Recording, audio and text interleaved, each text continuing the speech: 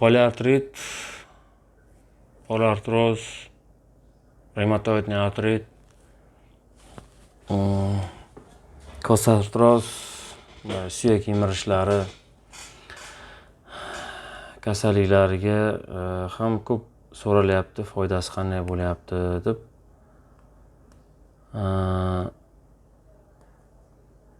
Yaxshi, yomon emas, lekin bu kasalliklarni to'liq yaxshi qilish uchun bitta azidik kamlik qiladi.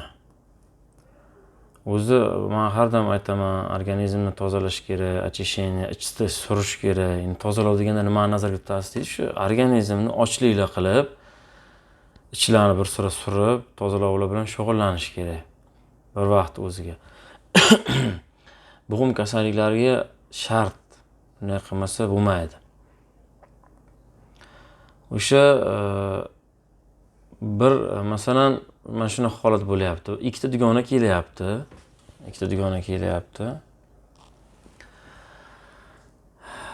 Poliartrit bo'lgan ikkalasi ham.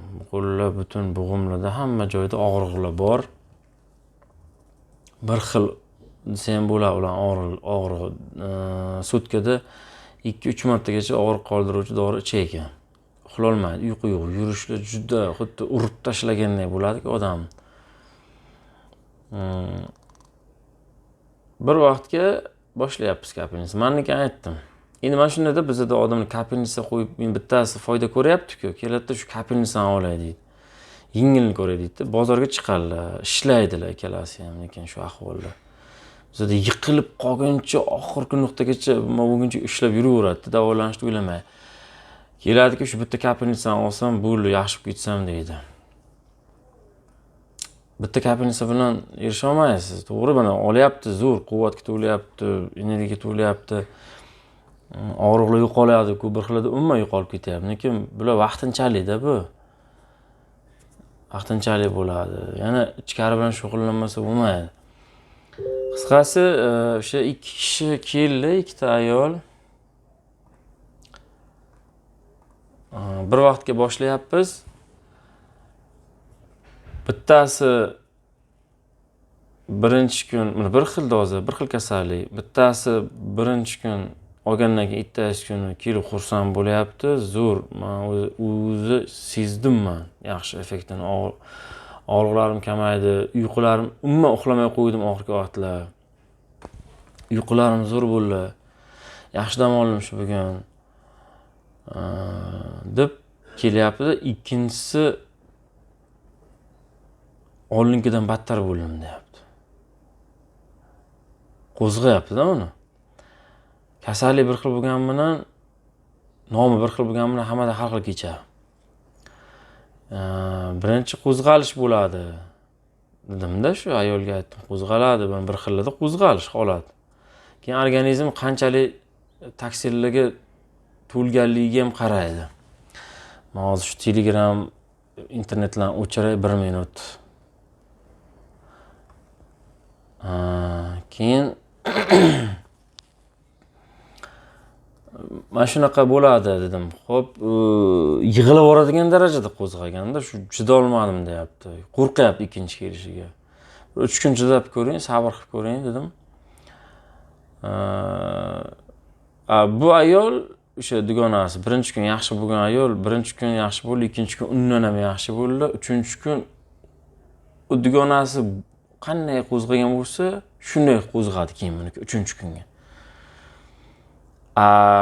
Birinchi kun qo'zg'agan ayol bir zo'r qo'zg'adi-da, keyin 3-chi, 4-chi, 5-chi kunga zo'r ochilib boraverdi. Bu ayolniki bir qo'zg'adi zo'r, kelmadi keyin. Tavakkalchilik bilan kelib ko'radilar-da. Endi hamma emas, endi shunaqa holatlar bo'lyapti demoqchiman. Keladi, men o'zi ishonib-ishonmay bitta ikkitadan foyda ko'rgandan eshitadi. Xo'p, aytamiz, lekin siz birinchi ichingizni surib, очищение qilib yuboring deymiz. Shunday boshlayveraylik deydi. Boshlaysiz. Xo'p deymiz. Qilamiz. Mana shunaqa ahvol. Boyagi o'sha 5-kun yaxshi bo'lgan dugonasi ham bo'ldi, ancha yaxshi bo'ldi, qolib ketdi. 10 kun kapelnitsa olasiz. unga sxemalar qilib beraman dedim, mazla qilib beraman dedim. Keyin tabiiy giyohlar bor o'zi tayyorlangan o'sha bo'g'im kasalliklariga. O'shalarni olasiz, ichasiz. Yo'q, endi mana tirikchilik qiladilar, savdogarlik qiladilar, ko'p yuradilar. Chopqillab yuribdi hozir. Og'riqqa o'rganib qolganda ancha. Yoki kuchli og'riq yo'q, yengilroq og'riq bo'lgani uchun ko'tara oladi. Endi o'zimiz yaqin shaharda odamida, endi tanish bittasi. Nima demoqchiman, shu uchun sovuqqonlik bilan qaraladi-da ko'p. Sovuqqonlik bilan qaraladi. So'raydilar, savol berib, reumatoidni polartrit, mana shu so'rayotgan maslahat so'rayotganlarga aytaman. Bular albatta tozalov bilan shug'ullanish kerak. O't qopi, jigar, ichak bilan tozalamasa bo'lmaydi. Mana ko'pchilik yozadi-da, mana yozib shu ancha vaqtimni oladi, to'g'risi asabga ham tegadi, ko'rib ham kulgim ham keladi ular qilayotgan ishiga. Shu tozalov qilmasdan qilay, uni qilmay, dozani bunday deb so'raydilar, qancha ichdi-da, keyin birinchi kun o'sha aytganimdek qiladi, ikkinchi kun ko'tarib yuboradi dozani. Keyin bu o'zlaricha anaqa holatlar juda ko'p. Keyin unaqa bo'lib qoldi, battar bo'lib qoldim. Bekorga charchatadi-da, keyin oxiri ko'pi mana ko'ryapti. Og'ir kasal bo'lgan, endi eski bo'lib ketgan kasal. Tozalov qilib turib yoki bo'lmasam hech bo'lmasa mana ozroq bir ichda surib olib turib, asadikini boshlab bir vaqt o'zi yana tozalov bilan shug'ullanib borayotganda keyin aytayapti. Inniman mohiyatini, umuman nimaligini tushunib yetyapman buni. Foydasini bir og'zi kuydi-ku, ko'rdi-da, keyin siz bekorga aytmaykansiz deyapti. Videoni ko'radilar, tushunadilar, eshitadilar, hammasi yetib boryapti. Lekin amal yo'q-da. Amal yo'q. Bu o'sha ishona olmaslikdan. Tezroq bir qilib ko'rish kerak, effekt qilib ko'rish kerak, chunki qolganlar o'shanaqa foyda olyapti-ku. To'g'ri, bir xillarda bor shuni, tozalov qilmasdan ham boshlayapti. Lekin mana organizm sizning organizm bilan bir xil emas-da. Bu bittasi. Endi men yilida hech bo'lmasa kamida bir marta bo'lmasa 2 marta tozalov bilan shug'ullanib turaman. Yana boshqa giyohlar ichib turaman. Imkon qadar o'zimga qarab turaman. Qilib turaman shu narsalarni. Endi keyin bu narsani men ichishni boshlaganimga aytdim, shu 12 yillar bo'lgan taxminan.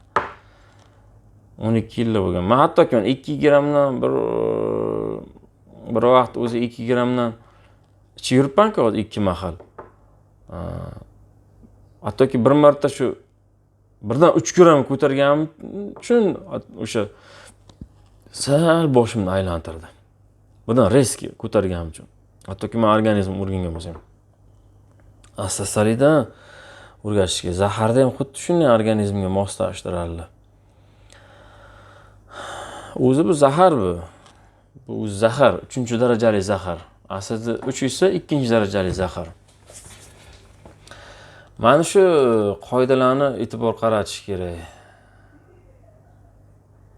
Keyin natijalar yaxshi. Yaqinda bir kishi chiqdi, o'sha CD qopi rak bo'lgan ekan, 2-darajaligida adashmasam. O'sha operatsiya qilishga belgilangan o'zi. Keyin bular operatsiyadan qo'rqqanmi, nimadir bo'lgan, hozir yodimdan chiqdi. Shu qilib asid 2 fraksiyani boshlagan, asid 2 fraksiyani qanchadir kun ichgandan keyin, bir haftami, 3 kundir ichgandan keyin o'sha saraton nimasini o'zi, yarasini o'zi CD yo'ldan tushganligini menga tashlab berdi. Hozir to'g'risi o'sha olib qo'ymagan ekanim. Endi menga ko'pchilik yozaveradi, tushib ketdi-da, endi kimdan kelgan hozir eslolmayman. O'sha videosini tashlab berdi, videosini ham, rasmlarini ham tashlab berdilar. Holati yaxshilanganini, o'zgarish bo'lganligini va birdan o'sha onkologga borsalar, onkolog o'zi ham hayron qolgan qanchalik o'zgarish bo'lganini. Va operatsiya qilishdi, to'xtatishganda endi ximiya oling degan. Keyin 3-darajali miyoma kasalligi, bilan kasallangan, yana bir qancha buket ginekologik kasallik. O'sha 1,5 grammdan 3 mahal, 4 mahalgacha ichgan. O'sha 2 yil, 3 yil oldin. O'sha operatsiya, og'ir holat va hokazo. Ko'p natijalar kelyapti. Vaqtida chiqara olmaganim uchun o'tkazib yubordim. Men umumiy qilish uchun aytib ketyapman. Yaxshi natijalar ko'p, juda ko'p yaxshi gaplar eshityapman. O'zgarishlar shu bilan birga xatoliklarni ham eshityapman. Videoni ko'rmaydilar. Eshitganlar, men o'sha 1 gram, 2 gram ichib ko'rsatgan-ku, o'shandan boshlab o'rgan holatlar bo'lgan. Mazasi qochib qolgan va hokazo. Ana shu uchun hamma videolarni boshdan ko'rish kerak, bir boshdan shoshmasdan. Yaxshilab o'rganib olib, ko'p vaqtingiz ketmaydi. 3-4 kun tureski seriallarni ko'rmasangiz, ko'rib chiqsangiz bo'ladi. Endi salomatligingiz kerak bo'lsa, erinmay o'zingiz qarang, chunki sog'liq bilan o'ynash bo'lmaydi. Sog'liq bu eksperiment qiladigan narsa emas. Tekshirib ko'radigan narsa emas. Har kim o'zi tanlov qiladi. Bugungi mavzumiz shundan iborat edi. Qo'ldan kelgancha syomkalar qilib chiqarishga harakat qilamiz. Balkim primoy efirlar qilishga to'g'ri keladimi, bilmayman, qachon o'sha bo'lgan paytda. Endi mana bu syomkani olib, keyin kompyuterga tayyorlab chiqaramizda buni. Balkim primoy efirlar bilan tashlashga to'g'ri kelar. Chunki vaqtimiz yetmayapti. Kechgacha o'zi odam ishlaydi, charchaydi, keyin yoqmaydi. Mana shunaqa holat. Salomat bo'linglar, duoda bo'linglar, eslab turinglar, yaxshi foyda ko'rayotgan bo'lsanglar, kommentariylarda qoldiringlar, natijalaringiz bo'lsa Telegramda tashlab yuboringlar. Iloji boricha boshqalarga yetkazishga harakat qilamiz.